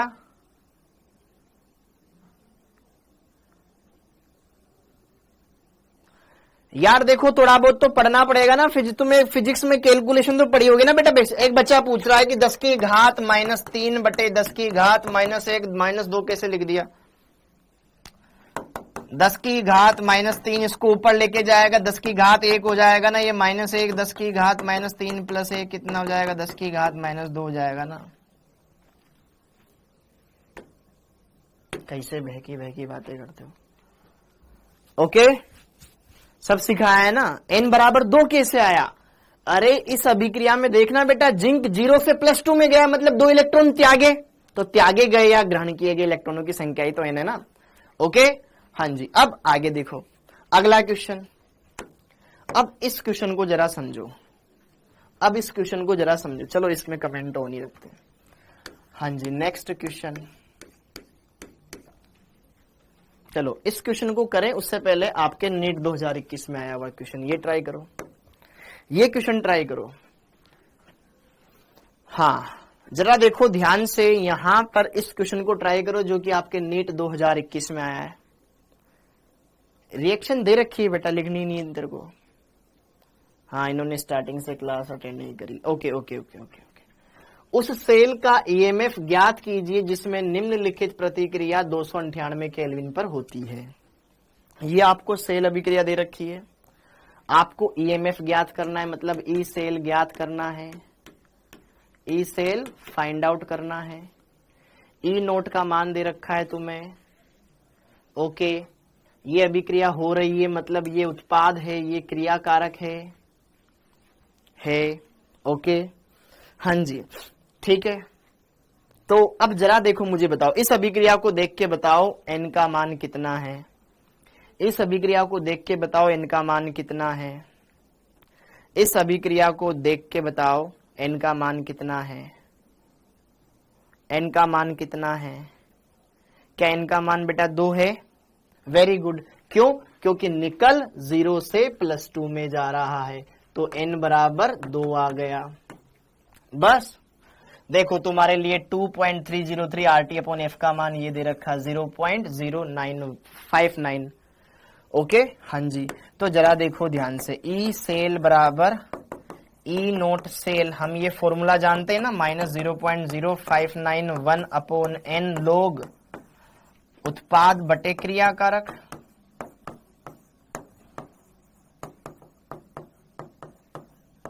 तो इस समीकरण में पुटी तो करना है तुम्हें सब कुछ। ई सेल का मान 10.5 दे रखा है। बहुत समय तो ये ज्ञात करना पड़ेगा, बहुत समय तो ये ज्ञात करना पड़ेगा। कैसे ज्ञात करोगे?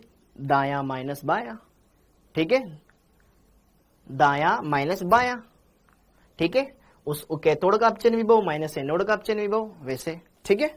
ओके दे रखा है इसमें -0.0591 अपोन में n का मान 2 लोग उत्पाद के रूप में 0.000001, या इसको ऐसे लिख दे बेटा 10 की घात -3 मोलर, 10 की घात -3 मोलर, और ये भी 10 की घात -3 मोलर। ओके तो यहां पे जरा देखो ध्यान से, 10 की घात -3, 10 की घात -3 छम छम log 1 हो गया, और log 1 का मान होता है 0। तो यार यहां पे ये हो जाएगा, चूंकि हम जानते हैं log 1 बराबर होता है 0, तो पूरा का पूरा पद 0। तो क्या ई सेल सिर्फ ये आया? ई सेल बराबर आ गया 10.5 वोल्ट। वेरी गुड बेटा, वेरी गुड। ठीक है, ये क्वेश्चन बोनस हुआ था, ये क्वेश्चन बोनस हुआ था क्योंकि ऑप्शन में लिखा हुआ था 1.05, 1.05 लिखा हुआ था ऑप्शन, ये बोनस हुआ था। ठीक है हाँ जी, क्लियर है, डन हो गया मामला। अरे n बराबर 2 कैसे आया? कैसे पागल हो यार बेटा, देखो ना यार सिंपल ही तो है। अब ये वाला क्वेश्चन ट्राई करते हैं। हाँ जी, अब ये वाला क्वेश्चन ट्राई करते हैं, अब ये वाला क्वेश्चन ट्राई करते हैं। इस समीकरण के लिए ई नोट ज्ञात करो, फिर ई का मान ज्ञात करो। इस वाले क्वेश्चन में देखो ध्यान से हमें सेल, ये तो बहुत सिंपल है, वेरी गुड बेटा, ये बहुत सिंपल है। आपने गलत कर दिया भाई, सही किया है, नहीं किया गलत, 10.5 ही आएगा। ओके, सही लिखा है भाई, सही लिखा है। हाँ जी, ओके, डन है मामला।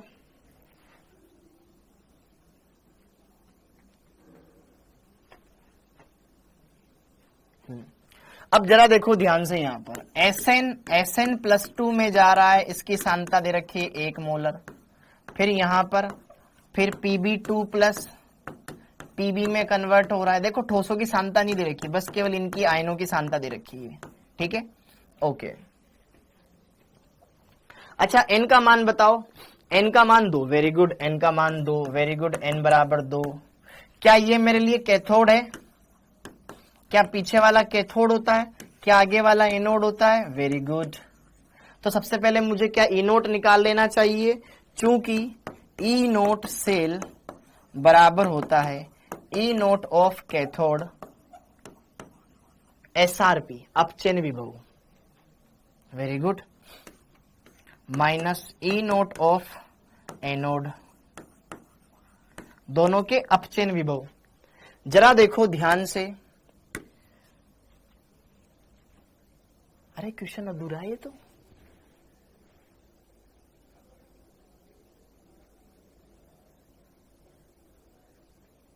ए नोट तो दे ही नहीं रखा है इनके,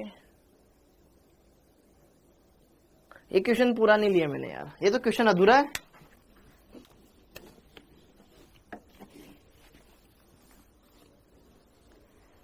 एक मिनट बेटा, एक मिनट, ये क्वेश्चन अधूरा आ गया यार।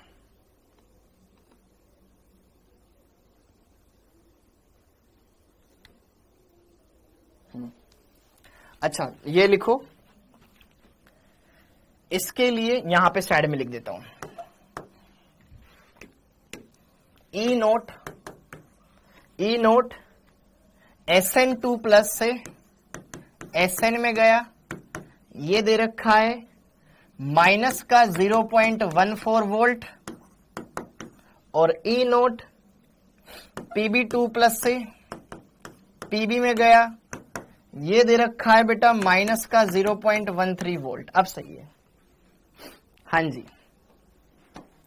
यहां पर मुझे ये क्या अपचयन विभव दे रखा है बेटा, अरे ये क्या अपचयन विभव, 2 Ag है सर। अरे कहां है 2 Ag भाई, 2 Ag है, अरे बालक 1 Ag पर +1 है, तो +1 से किस में गया, 0, +1 से 0 में गया, 1 का अंतर, 2 से गुणा कर दिया तो 2 का अंतर, मतलब इसने निकलने 2 इलेक्ट्रॉन त्यागे और इसने ग्रहण कर लिए, बस और कुछ नहीं हुआ। हाँ जी, कहां गया वो क्वेश्चन। अब हम यहां पर जरा देखो ध्यान से, यह वाली अभिक्रिया, ये एनोड है, ये एनोड वाला है और ये कैथोड वाला है, दोनों का अपचयन विभव दे रखा है, अपचयन विभव। तो इस वाले में से इस वाले को माइनस करना है, तो जरा देखो ध्यान से, माइनस का 0.13 को माइनस में से वो माइनस कर देंगे, माइनस का 0.14 वोल्ट। ओके, तो माइनस माइनस हो जाएगा प्लस, तो 0.01 आ जाएगा, 0.01 वोल्ट।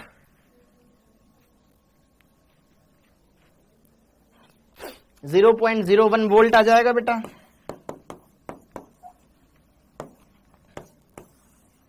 क्या ये आ गया, अरे ये आ गया, अब ये आ गया, तो अब हम सारा मान निकाल सकते हैं। बस ये वाला क्वेश्चन और करवाऊंगा, फिर बाकी होमवर्क दूंगा आपको। ये समझ में आ गया यहां तक, 0.01, हाँ 0 में से 2 में गया ना, ठीक है, हो गया बेटा। ओके, ये हो गया। अब ए नोट सेल आ गया, तो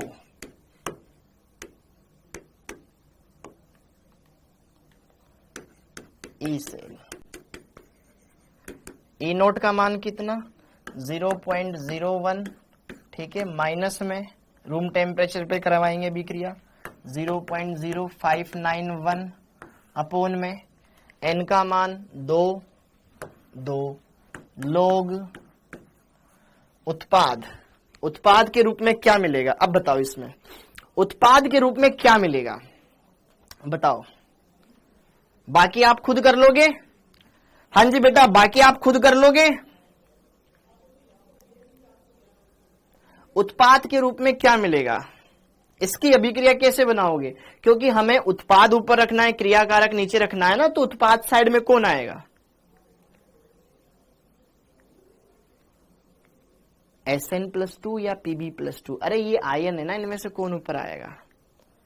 Sn+2, ठीक है, क्योंकि दोनों के आगे आगे वाले क्रियाकारक रहेंगे, पीछे पीछे वाले उत्पाद रहेंगे। हाँ जी, तो यहां पर लोग उत्पाद बटे क्रियाकारक मुझे लिखना है।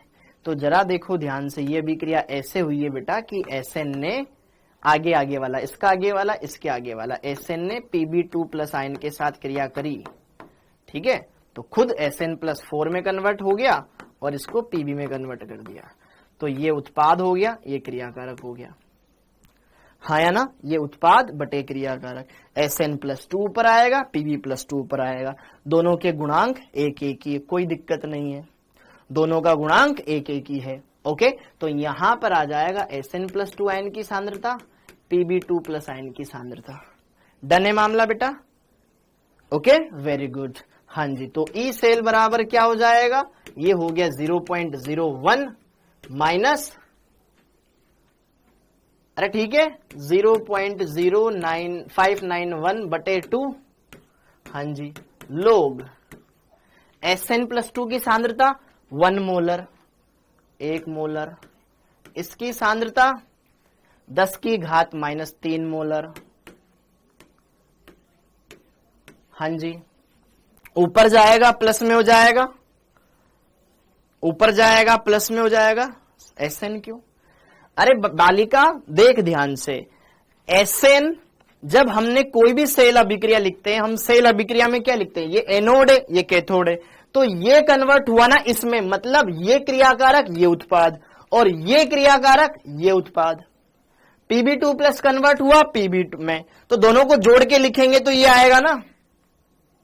अब यहां पर Sn कन्वर्ट हुआ Sn+2 में, Pb2+ कन्वर्ट हुआ Pb में, तो वही तो लिखा। अब जरा देखो ध्यान से, इसको बस सोल्व कर लो, इसको बस सोल्व कर लो, ठीक है मामला। ऊपर जाते ही प्लस हो गया, अरे यार ये तो देखो थोड़ा सा रिस्की है मामला। 0.01 माइनस 0.0591/2 लोग, क्या ऊपर जाते ही 10 की घात 3 हो जाएगा? पहले मुझे ये बता दो, क्या ऊपर जाते ही 10 की घात 3 हो जाएगा? क्या ऊपर जाते ही 10 की घात 3 हो जाएगा? इतना बोल दो ना, बस इतना बोल दो, एक स्टेप में आगे करना चाह रहा हूं। ऊपर जाते हैं 10 की घात 3 और फिर 3 को आगे उतार लिया, 3 log 10 लिख दिया और log 10 का मान हो गया 1। तो यहां पे जरा देखो ध्यान से, ई सेल बराबर 0.01, ठीक है, माइनस ये 3/2, 3/2 का मतलब 1.5 गुना, क्या बोल रहा है यार, बहुत लेंगे? अरे नहीं है संदीप भाई, तो मैं करवा रहा हूं इसलिए लोगे, अगर खुद करोगे आप बैठ के जल्दी हो जाएगा 2 मिनट में विदाउट कोई गलती, ठीक है। हाँ जी, तो ये 3/2 कितना हो गया? 1.5 गुना, या फिर मैं देखूं यहाँ पे 3/2 गुना 0.0591। अब जरा देखो ध्यान से, सुनो सुनो सुनो सुनो सुनो, यहां पे जरा देखो ध्यान से, ई सेल कैसा आएगा, धनात्मक या ऋणात्मक? बस इतना बता दो मुझे तुम।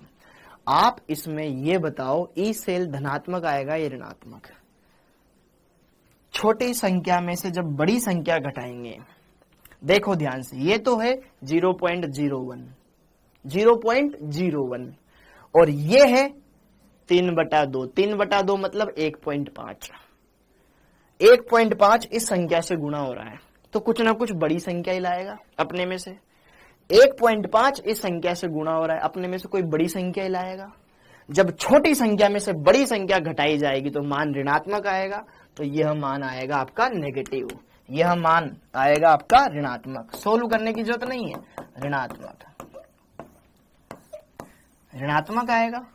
मतलब यह सेल काम ही नहीं करेगा, क्योंकि ऋणात्मक आता है तो सेल फिर काम कहां करता, वो तो उल्टा लेता है ऊर्जा।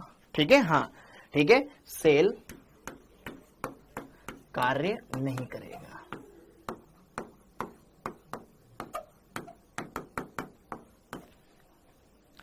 हाँ या ना, समझ में आया बेटा? इस क्वेश्चन को कराने के पीछे उद्देश्य मेरा ये था कि आप ये समझ लो कि यार अगर ई नोट का ई सेल का मान पॉजिटिव आ रहा है तो वो कार्य करेगा, जीरो सेल बंद हो गया, नेगेटिव में आ गया तो भी क्रिया नहीं करेगा।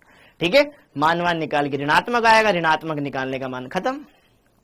ठीक है, ओके, log 1 का मान 0 होता है। अरे भाई ये लिखवा रखा है ना log 1 का मान 0, समझ में आया? डन है मामला? अरे क्लियर है? अरे क्लियर है? प्रोडक्ट में पीबी भी तो है। अरे बालिका पीबी कैसा है? ठोस है। ये एसएन कैसा है? ठोस है। ये आयन ही आयन है, आपको दिखने हैं। ये आयन SN+2 आयन, ये Pb2+ आयन। तो आयन आयन देखना है, बहुत आसान है, करना कुछ नहीं है आपको। सचिन क्लियर है? ओके, अब ये वाला क्वेश्चन आपके लिए होमवर्क है, ये वाला क्वेश्चन आपके लिए होमवर्क है। एम्स 2018 का क्वेश्चन। एम्स, अरे ऑप्शन दे रखे ना नालायक, 1 2 3 4 ऑप्शन दे रखे ना। देखो, मैग्नीशियम सॉलिड, इसकी सांद्रता 1 हो गई। 2 Ag+ आयन, एन का मान बताओ। इसकी सांद्रता इतनी, तो 10 की घात -3। ओके, इसकी सांद्रता इतनी, ठीक है। मैग्नीशियम 2+ आयन इसमें गया, एन का मान कितना हो गया? 2। सांद्रताएं देख लो, ई नोट का मान दे रखा है, इसका मान दे रखा है, वैल्यू करनी है, होमवर्क। ये तुम्हारे एम्स में आया था। ठीक है, अरे कुछ नहीं है, गैस हो तो बेटा अभी हम पढ़ेंगे, गैस हो तो अभी हम पढ़ेंगे आगे, है ना। गैस के लिए दाब लिखा जाता है। एक सेल जिसमें 1 इलेक्ट्रॉन पर 298 केल्विन पर ई नोट सेल दे रखा है, बहुत बढ़िया। सेल अभिक्रिया के लिए साम्य स्थिरांक होगा। अब साम्य स्थिरांक कैसे ज्ञात किया जाता है, ये तो हमने पढ़ा ही नहीं। साम्य स्थिरांक कैसे ज्ञात किया जाता है, ये तो हमने पढ़ा ही नहीं, अब पढ़ेंगे तो साम्य स्थिरांक ज्ञात कर लेंगे। नीट 2019 में आया हुआ क्वेश्चन। तो जरा देखो ध्यान से, रस समीकरण मिति गुणांक की तो ले रहे हैं भाई हम, वो अभी देख सब चीजें क्लियर हो रही है, वही हम यहां पे इस्तेमाल कर रहे हैं, कुछ नया अपन इस्तेमाल नहीं कर रहे हैं। हाँ जी, क्लियर हो गया। देखो बालकों, सारी चीजें हमने यहां पर क्लियर कर दी है। अब जैसे कि देखो ध्यान से, अरे रे रे रे रे रे रे, हाँ जी, ये वाला तो क्वेश्चन, रुकना रुकना रुकना, हाँ ठीक है ना, क्या दिक्कत है? ओके,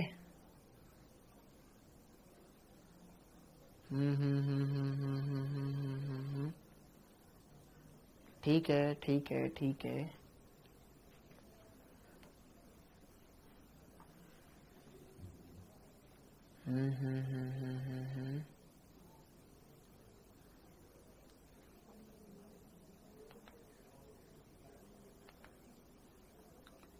ये हो गया।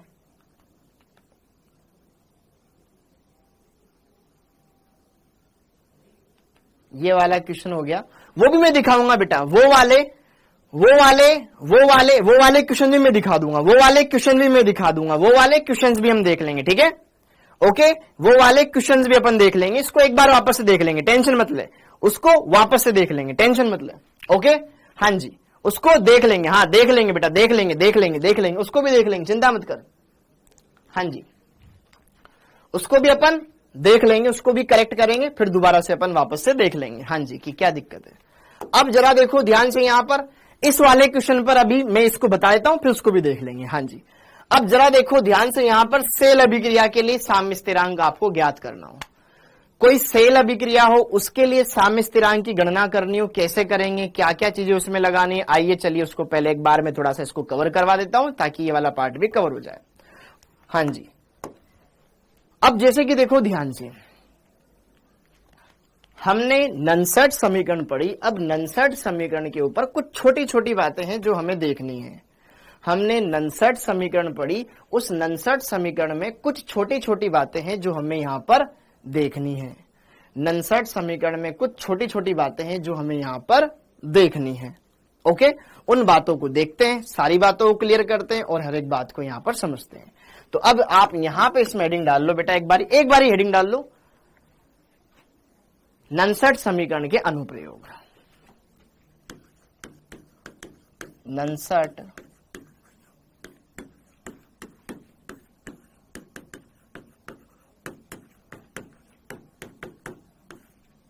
करण के अनुप्रयोग। हाँ जी, ननसट समीकरण के अनुप्रयोग, इसके क्या क्या एप्लीकेशन है एक बार मैं इसको बता देता हूं, सारी चीजें अपन वापस से देख लेंगे, कोई दिक्कत नहीं है। हाँ जी, पहला अनुप्रयोग तो ये कि इसकी सहायता से इलेक्ट्रोड का विभव ज्ञात किया जा सकता है, इलेक्ट्रोड विभव की गणना की जा सकती है।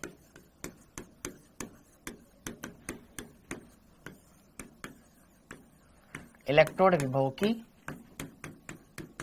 गणना हम कर सकते हैं, इलेक्ट्रोड विभव की गणना हम कर सकते हैं, इलेक्ट्रोड विभव की गणना हम कर सकते हैं, इलेक्ट्रोड विभव की गणना कर सकते हैं। हाँ जी, अभी मैं वापस से आऊंगा, उस पर आ जाऊंगा, ठीक है। हाँ, समझ गया मैंने कि वहां पे क्या हो गया। ओके, इलेक्ट्रोड विभव की गणना कर सकते हैं, कोई भी इलेक्ट्रोड दे दिया जाए उसका इलेक्ट्रोड विभव आप निकाल सकते हो। जैसे कि मान लो आपके पास कोई धातु आयन है माध्यम जलीय अवस्था में, और सपोज करो इस पर n आवेश है, तो अगर ये n इलेक्ट्रॉन लेगा तो बेटा किस में चला जाएगा, ये ठोस अवस्था में चला जाएगा, उदासीन हो जाएगा। तो ये कोई अभिक्रिया हो गई। इस अभिक्रिया के लिए आप क्या ज्ञात कर सकते हो, इलेक्ट्रोड विभव की गणना कर सकते हो, क्योंकि यह एक कोई भी धातु आयन, जैसे कि जिंक +2 आयन जब इलेक्ट्रॉन लेके जिंक में जाता है, कॉपर +2 आयन 2 इलेक्ट्रॉन लेकर के कॉपर में जाता है, तो उनका ई नोट तो हमें पता होता है। तो उसके लिए ऐसा कोई सेल हो तो उसके लिए अपन सेल इलेक्ट्रोड विभव की गणना कर सकते हैं। सिंपल सा, यहां पर ये हमारे लिए क्रियाकारक हो गया, ये हमारे उत्पाद हो गया, n इलेक्ट्रॉन ग्रहण किए जा रहे हैं। तो यहां पे जरा देखो ध्यान से, ये क्या हुआ, एक अपचयन अभिक्रिया। तो अपचयन अभिक्रिया के लिए यहां पर ई सेल बराबर हो जाएगा ई नोट सेल, ठीक है, माइनस में यहां पर हो जाएगा 0.0591 अपोन में n लोग उत्पाद। ठोस है, ठोस की सांद्रता 1 हो जाएगी, यहां पर ये आपका क्रियाकारक है, इसकी सांद्रता यहां पर बटे में आ जाएगी, इसकी जो भी सांद्रता होगी। तो यहां पर हम इस तरीके से ज्ञात कर सकते हैं। ओके, ये वाला ज्ञात कर लेंगे, ठीक है। पहले ये सारे पॉइंट लिखवा दो एक साथ, फिर अपन उसको करेक्ट कर लेंगे बेटा। ओके, ये वाला पॉइंट हो गया। तो आप जरा देखो ध्यान से, कोई भी इलेक्ट्रोड दे दिया जाए उसके लिए यहां पर इलेक्ट्रोड विभव भी ज्ञात कर सकते हो। ओके, फिर दूसरा पॉइंट, ये तो पहला पॉइंट, ठोस की सांद्रता 1 हो गई, उत्पाद की सांद्रता बटे क्रियाकारक की सांद्रता। क्रियाकारक में तो यही है, एक्वस में जो भी इसकी कंसंट्रेशन दे रखी होगी वो रख देंगे, आंसर आ जाएगा, ठीक है, ई सेल आ जाएगा आपके पास। दूसरा काम इसकी सहायता से क्या, हाइड्रोजन इलेक्ट्रोड का। अब हाइड्रोजन गैस है, तो गैस के लिए क्या इस्तेमाल करते हैं, एक बच्चे ने पूछा था कि सर अगर गैस हो तो क्या इस्तेमाल करते हैं, वो भी मैं बता देता हूं, ठीक है। हाँ जी, हाइड्रोजन इलेक्ट्रोड, हाइड्रोजन इलेक्ट्रोड का सेल विभव एवं पीएच ज्ञात करना।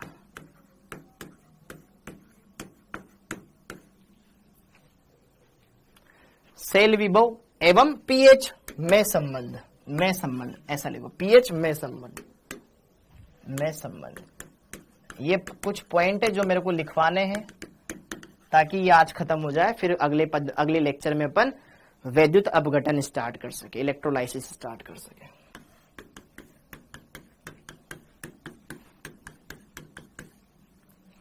हाँ जी, हाइड्रोजन इलेक्ट्रोड का सेल विभव और पीएच में क्या संबंध होता है वो जरा देखो ध्यान से। ये वाला नोट कर लिया, सिंपल सा था। अब जरा देखो ध्यान से, अगर आपको बोल दिया जाए कि कोई हाइड्रोजन है जिसकी पीएच 1 है, तो पीएच बराबर 1 पर उसका सेल विभव कितना होगा। pH बराबर 10 पर उसका सेल विभव कितना होगा, pH बराबर 4 पर उसका सेल विभव कितना होगा। ऐसे क्वेश्चंस आपको देखने को मिलेंगे। तो कैसे सोल्व करना है, तो जरा देखो ध्यान से। हाइड्रोजन इलेक्ट्रोड में क्या होता था कि भैया वहां पे H+ आयन इलेक्ट्रॉन लेकर के H2 में कन्वर्ट होते थे, हाँ या ना, गैस बनाते थे। ओके, 2 इलेक्ट्रॉन एब्सॉर्ब यहां पर ये होता था। अब हाइड्रोजन इलेक्ट्रोड, जो मानक हाइड्रोजन इलेक्ट्रोड होता था, मानक हाइड्रोजन इलेक्ट्रोड की बात चल रही है ये सब, तो मानक हाइड्रोजन इलेक्ट्रोड पर बेटा यहां पर 298 केल्विन, तो यहां पे क्या होता था, टेम्परेचर होता था, और 1 atm क्या होता था, प्रेशर होता था। 1 मोलर क्या होती थी, सांद्रता होती थी। 1 मोलर क्या होते थे वहां पर अपने पास, सांद्रता होती थी। ठीक है, ओके, हाँ जी, ओके। वरना जो भी हम केस लेंगे, जो भी हम केस ले रहे हैं, इसको हटा देते हैं। वो निश्चित ताप और दाब पे करवा रहे हैं। हमने मान लो ये एक अभिक्रिया है जिसमें H+ आयन इलेक्ट्रॉन लेकर के H2 बना रहे हैं। इस अभिक्रिया का टेम्परेचर फिक्स कर दिया और इसका दाब फिक्स कर दिया।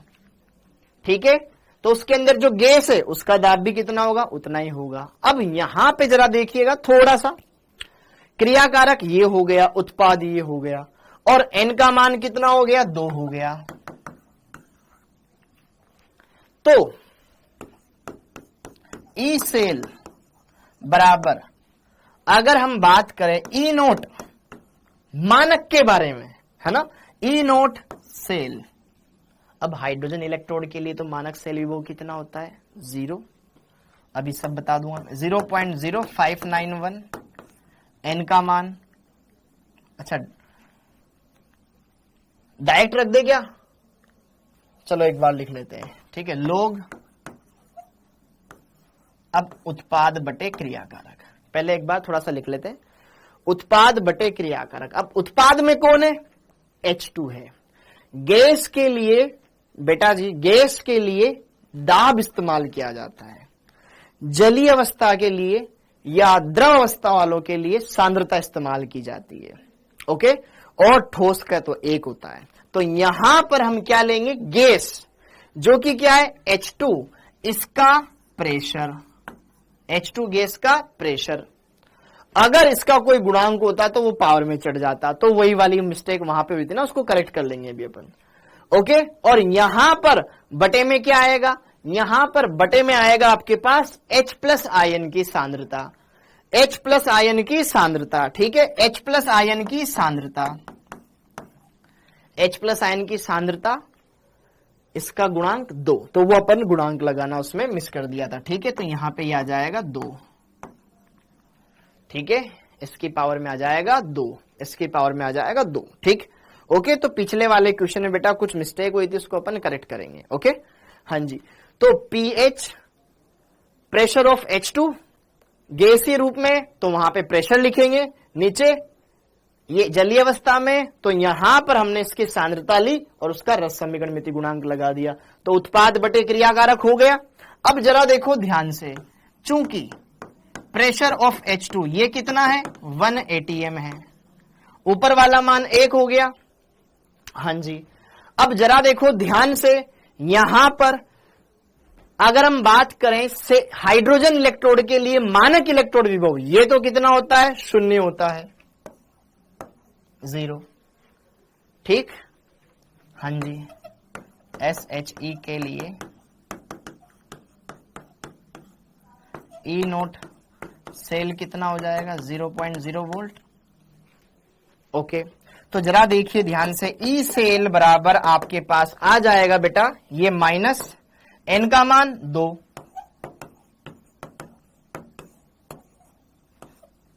n का मान 2 लोग 1 बटे H+ आयन की सांद्रता का स्क्वायर, 1 बटे H+ आयन की सांद्रता का स्क्वायर हो गया। ऊपर जाएगा H+ आयन की घात -2 हो जाएगा, -2 आगे आ जाएगा। गॉट इट, देखो ध्यान से, ई सेल बराबर माइनस 0.0591 बटे में 2 आ गया। ऊपर जाते घात -2 हो जाएगी। -2 को बेटा आगे बुला लूं क्या? -2 को आगे बुला लूं क्या? तो यहां पर हो जाएगा -2 log H प्लस आयन की कंसंट्रेशन, H प्लस आयन की कंसंट्रेशन। यस और नो? तो जरा देखो ध्यान से, 2 से 2 छम छम, 2 से 2 छम छम, कट गया, कट गया। अब जरा देखो ध्यान से, आपने पढ़ा होगा pH बराबर क्या होता है? Minus log of H plus ion. pH बराबर होता है minus log of H plus ion concentration. pH क्या होता है? H प्लस आयनों की सांद्रता का ऋणात्मक लघु गुणक। H प्लस आयन की सांद्रता का ऋणात्मक लघु गुणक क्या कहलाता है? pH कहलाता है। तो जरा देखो ध्यान से, H प्लस आयनों की सांद्रता का ऋणात्मक लघु गुणक क्या कहलाएगा? pH कहलाएगा। तो क्या इस मान की जगह मैं pH रख सकता हूं सिर्फ डायरेक्ट? तो आप ई सेल और pH में रिश्ता बता दोगे। तो यहां पर हमारे पास आ गया ई सेल बराबर माइनस, जैसा का जैसा ये आगे वाला, तो इसको छेड़ा ही नहीं अपन ने। ये संख्या जैसे की जैसे 0.0591 वैसा का वैसा, और ये minus log H plus ion की जगह क्या मैं pH रख सकता हूं? यहां पर आ जाएगा गुणा में pH। तो यहां पर एक फॉर्मूला अपने पास ये आ गया, ये आ गया।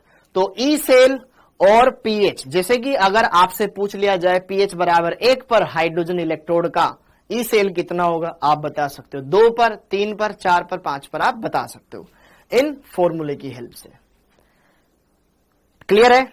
ओके, क्लियर है बेटा? अब यहां पे जरा देखो ध्यान से, ये 2 की पावर, ये H प्लस आयन की सांद्रता की घात 2 कैसे आया? क्योंकि यार वो रस समीकरण गुणांक जो मैंने आपको बताया था लेकिन लगाया नहीं था। ओके, उसको अपन करेक्ट कर लेंगे। हाँ जी, अब यहां पे ये क्लियर हो गया। तो ये सेकंड पॉइंट क्लियर हो गया। थर्ड पॉइंट इसके अंदर आता है, थर्ड पॉइंट इसके अंदर आता है, थर्ड पॉइंट इसके अंदर आता है साम्य स्थिरांक की गणना। साम्य स्थिरांक की गणना, साम्य स्थिरांक के इक्विलिब्रियम, के इक्विलिब्रियम की गणना। हाँ जी, ये वाला टॉपिक भी पढ़ लो ताकि अपन वो वाले क्वेश्चन भी कर सके। साम्य स्थिरांक की गणना। हाँ जी, तो अब साम्य स्थिरांक, चूंकि साम्य स्थिरांक क्या होता है? वही उत्पाद की सांद्रता बटे क्रियाकारक की सांद्रता, लेकिन साम्य पर। उत्पाद की सांद्रता बटे क्रियाकारक की सांद्रता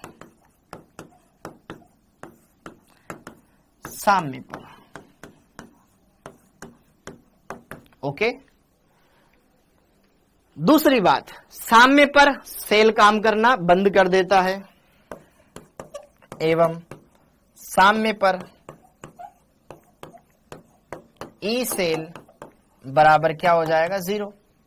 अरे भाई, अगर इधर जितना इलेक्ट्रोड विभव है उतना ही इलेक्ट्रोड विभव यहां रहा तो दोनों के इलेक्ट्रोड विभव में अंतर कहां रहा? अगर इलेक्ट्रोड विभव में अंतर नहीं रहा तो विभवांतर नहीं आया, विभवांतर नहीं आया तो आवेश कैसे इधर उधर जाएगा? तो सेल तो काम करना बंद रहे कर देगा ना। ई सेल कितना आ जाएगा? 0। तो हमारे पास ई सेल 0 हो चुका है। तो हम यहां पर कैसे ये ज्ञात कर सकते हैं? आइए चलिए यहां पर हम आते हैं। तो जरा देखो ध्यान से, ननसर्ट समीकरण से, ननसर्ट समीकरण से एक बात हम ये समझ चुके हैं कि भैया सेल बराबर, ये 0 आ चुका है, 0 बराबर E naught cell minus 0 minus, हाँ, माइनस 0.0591, ठीक है, बटे में आता है आपका n, बटे में यहां इंटू में आ जाएगा log उत्पाद की सांद्रता बटे क्रियाकारक की सांद्रता क्यों कहलाती है? अभिक्रिया लब्धि। लेकिन साम्य स्थिरांक साम्य पर वो के इक्विलिब्रियम कहलाएगा। के इक्विलिब्रियम आ गया बेटा, के इक्विलिब्रियम आ गया। तो अब जरा देखो ध्यान से, इसको दूसरी तरफ भेजते हैं। ई नोट सेल बराबर इनके बीच में एक रिश्ता आ गया। ई नोट सेल बराबर आ जाएगा आपके पास 0.0591 अपोन में n log के इक्विलिब्रियम।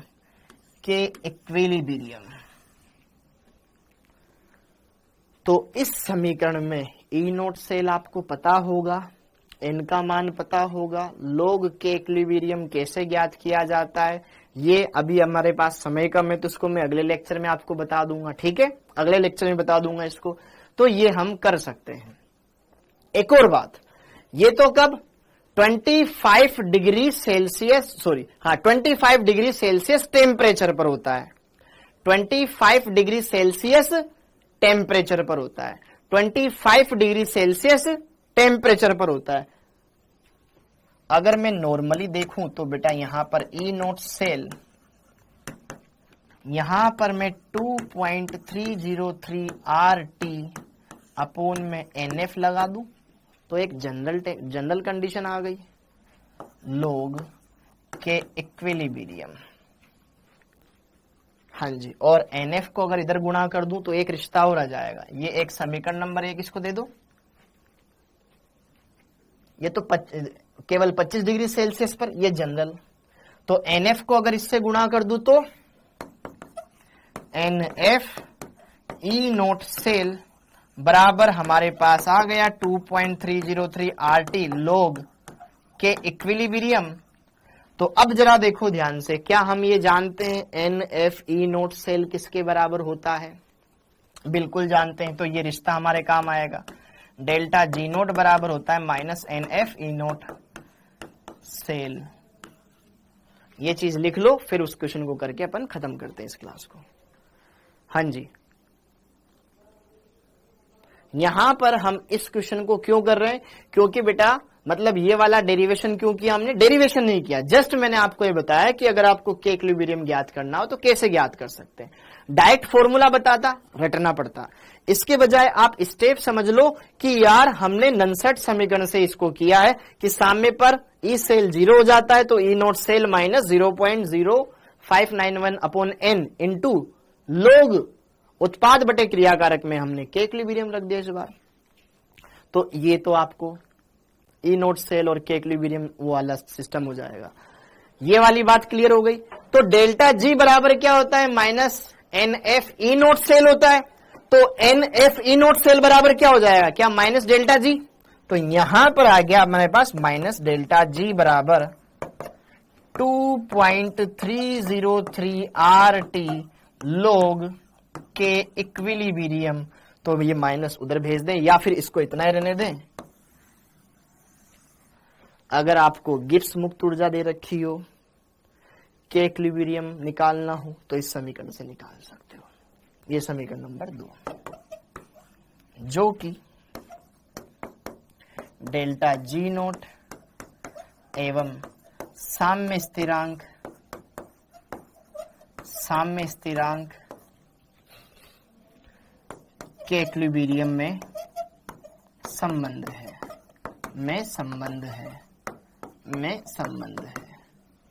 ठीक है, डेल्टा जी नोट एवं साम्य स्थिरांक में संबंध है। ये दे रखा हो, वो निकालना हो निकाल सकते हैं, वो दे रखा हो, ये निकालना हो, इस समीकरण की मदद से निकाल सकते हैं। यहां पे जरा देखो बेटा ध्यान से, ये वाला फॉर्मूला लगाओ या ये वाला फॉर्मूला लगाओ। ओके, ई नोट सेल दे रखा हो, के इक्विलिब्रियम निकालना हो, 25 डिग्री सेल्सियस पे ये वाला फॉर्मूला लगा के निकाल सकते हो। मतलब इस समीकरण से कर सकते हो, ननसेट समीकरण से हो जाएंगे सारे के सारे। बस सामने पर आप ई सेल 0 रख दो और यहाँ पे क्यू की जगह के इक्विलिब्रियम लगा दो, ऑटोमेटिक आंसर आता चला जाएगा उसी समीकरण से। तो यहां तक अगर आपने कर लिया हो तो ये अपना क्लियर हो गया मामला। ओके, अब उन क्वेश्चन पे वापस से मैं आता हूं, बिल्कुल आऊंगा। हाँ जी, हाँ, कौन सा क्वेश्चन था वो? ये वाला क्वेश्चन था ना? हाँ जी, यहां जरा देखो ध्यान, सबके गुणांक एक एक थे बेटा, इसमें कोई दिक्कत नहीं। लेकिन हाँ यार बिल्कुल, यहां पे इस क्वेश्चन को अपन ने थोड़ा जल्दीबाजी दिखा दिया। 1 मिनट में इसको हटाता हूं, अभी हटेगा भी नहीं।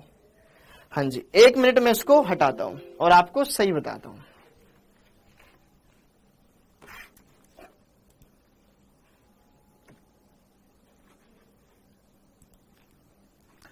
हाँ, अब जरा देखो ध्यान से इस क्वेश्चन को अपन ना दोबारा से देखते हैं। इस क्वेश्चन में आपको क्या दे रखा था? इस क्वेश्चन में आपको क्या दे रखा था कि 298 केल्विन पर आपको ईएमएफ ज्ञात करना है, इसका ई सेल फाइंड आउट करना है। ओके जी, हमें क्या दे रखा है? ई नोट सेल दे रखा है। इस अभिक्रिया को देख करके मैंने ये पता लगा लिया कि कितने इलेक्ट्रॉन इधर उधर गए, n बराबर 2, n का मान आ गया 2। ठीक है, ये क्लियर हो गया। लेकिन जब हमें वहां पर अभिक्रिया लब्धि लिखनी थी ना, वहां पे अपन ने मिस्टेक कर दी।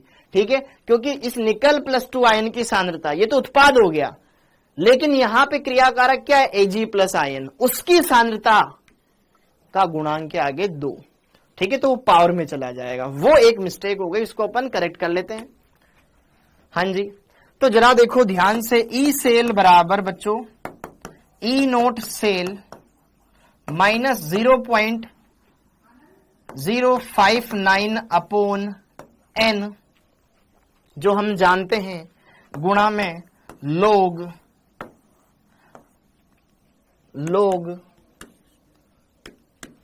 ऊपर है निकल +2 आयन, तो ऊपर आ जाएगा निकल +2 आयन की सांद्रता।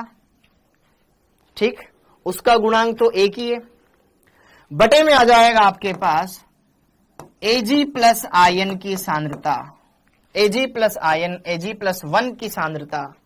ओके, और उसका गुणांक है 2, तो ये घात में चला जाएगा। हाँ जी बेटा, बिल्कुल बिल्कुल बिल्कुल ठीक है, ये हो जाएगा। क्लियर है? अब इसको सोल्व करना है। ये वाली इक्वेशन ना अपन ने पहले गलत लिख ली थी, तो इट्स माय बेट। ओके, मैं इसके लिए आगे बढ़ाता हूं इसको।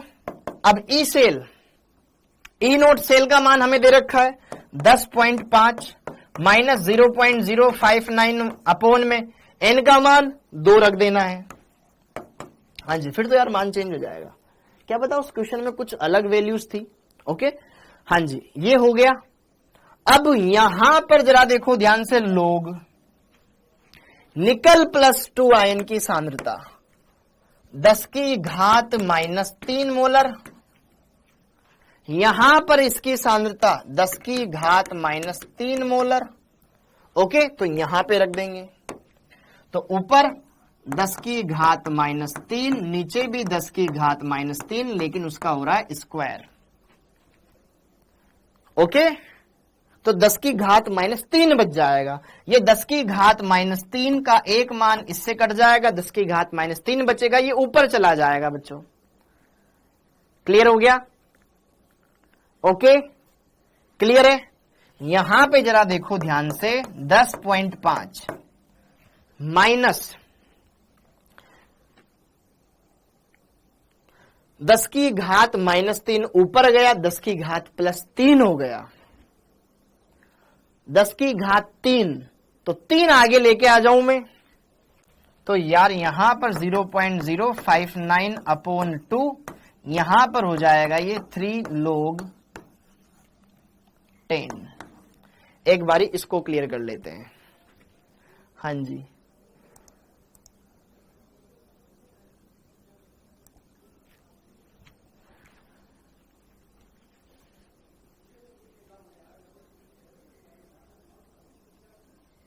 क्लियर हो गया?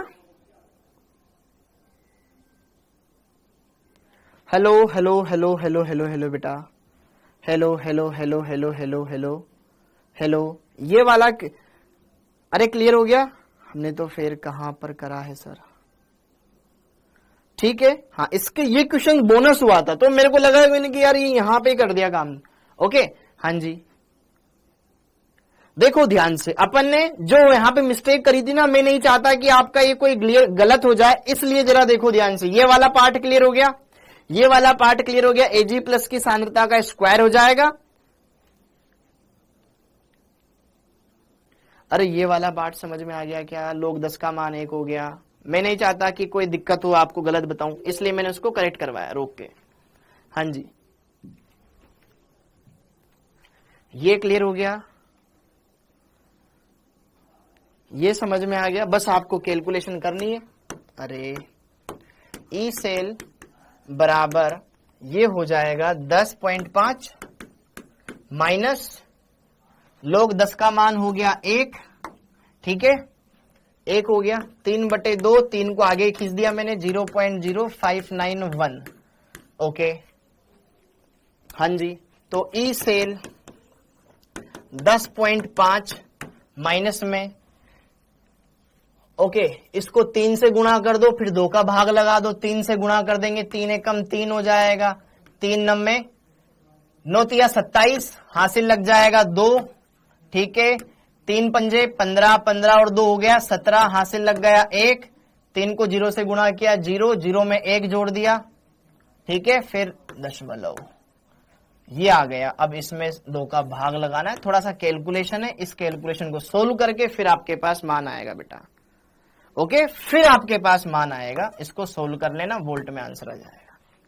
हाँ जी, ठीक है, तो आप सभी का बहुत बहुत धन्यवाद। हाँ जी, बाकी सारे क्वेश्चंस एकदम करेक्ट है, कहीं पर कोई इशू नहीं आएगा बेटा। ये पहला क्वेश्चन, दूसरा क्वेश्चन, तीसरा क्वेश्चन, यहां पे मिस्टेक थी वो मैंने करेक्ट करवा दी है। आप सभी का बहुत बहुत धन्यवाद बेटा। आपकी अगली क्लास का टाइम हो रहा है। Thank you. एक बार आप वापस से घर पे देखना, जरूर समझ में आएगा, डेफिनेटली समझ में आएगा। और अगर फिर भी समझ में नहीं आया तो बेटा मुझे एक बार मैसेज जरूर कर देना, ठीक है, कि सर ये मेरा प्रॉब्लम हो गया। ओके, थैंक यू बेटा, थैंक यू। जय हिंद।